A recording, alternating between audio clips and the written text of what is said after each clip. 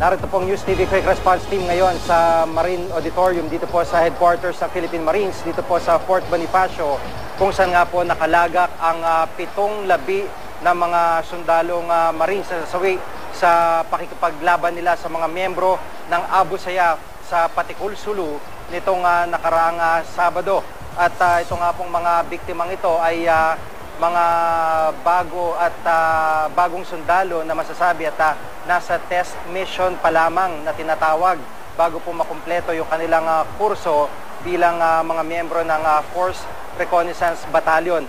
Ito pong Force Reconnaissance Battalion ng Philippine Marines ay isa sa masasabi po na pinaka-elite na units sa Armed Forces of the Philippines, at katunayan po sa mga coverage po ng natin sa Basilan at ilang bahagi po ng Mindanao ay nakasama na rin po natin ito po mga miyembro ng Force Reconnaissance, at talaga pong napakatindi ng training na inaabot ng mga ito, at ganun din po yung respeto sa kanila ng mga komunidad. Kaya lamang sa pagkakataon pong ito ay isang investigasyon nga po inilunsad ng AFP kaugnay kung ambush nga ba ang nangyari kung talagang napaengkwentro ng harapan itong mga miyembro po ng Philippine Marines. Hirap pa rin po ang pamilya ng mga sundalong namatay sa engkwentro sa Sulu na tanggapin ang pagkamatay na biglaan ng kanilang mga kaanak. May live report si Ian Cruz. Ian?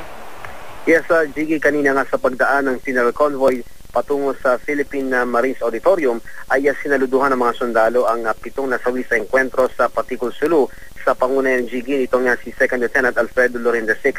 Isang misa rin ang inialay para sa mga nasawing sundalo, at matapos nga nito ay binuksan na ang mga kabaong para sa mga naulila. Ang pamilya nitong si Private First Class Rene Gare ay hindi matanggap Jiggy na makita ang kanyang bangkay, payat daw kasi itong si PFC Gare nung nabubuhay pa at kakaiba ang katawang dumating. Ang masakit pa ay hindi na niya makikita yung kanyang 10 buwan pa lamang na panganay. Sa mga larawan naman, ang huling alaala nitong si Renelyn Abanyo sa 26 anyos na kasintahan niyang si PFC Jason Durante. May magandang plano na raw sana silang dalawa sa pagtatapos ng Force Reconnaissance Course sa katapusan ng buwan. Ang plano nga nila, Jiggy, ay magpakasal na rin. Halos sa pagsukloban din ng langit at lupa itong si Aling Rosita na makita ang bangkay na anak na si Second Lieutenant Alfredo Loren VI na miyembro ng PMA Laon Alab Class 2011, ang 26 anyos na binata. At ay nga sa kanyang ate Jiggy ay maraming pangarap ang kanyang kapatid. Kanina ay dumating din si Vice President Jeje Marbinay upang makiramay sa mga kabaro niya sa Marines at magbigay ng tulong sa mga naulila. Isang reservist kasi, Jiggy, ng Marines itong si Vice President Binay.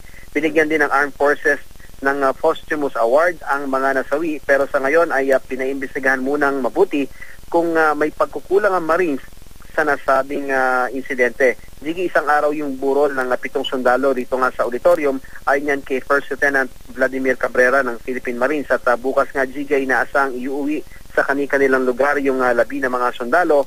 Pero bukas ang auditorium na yan kung gusto ng sinumang pamilya na ipagpatuloy yung burol dito. Nabatid na rin natin na ilang pamilya ang ikinokonsidera na ang paglilibing sa nasawing kawal sa libingan ng mga bayani dito rin sa Fort Bonifacio. Jiggy? Maraming salamat, Ian Cruz.